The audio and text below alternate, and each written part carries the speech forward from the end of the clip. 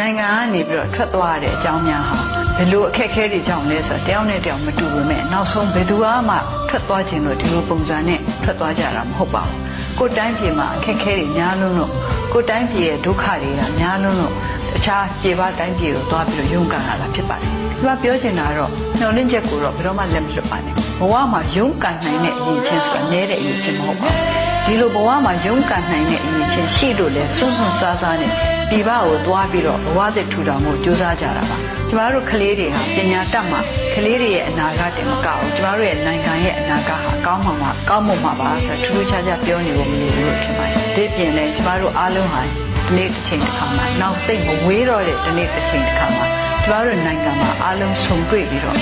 အားလုံးလက်တွဲပြီးတော့စိတ်တက်တက်ကြွကြွနဲ့ကျမတို့နိုင်ငံရဲ့အကျိုးအတွက်အတူထမ်းဆောင်နိုင်ကြပါစေလို့လည်းကျမဆုတောင်းလိုက်ပါတယ်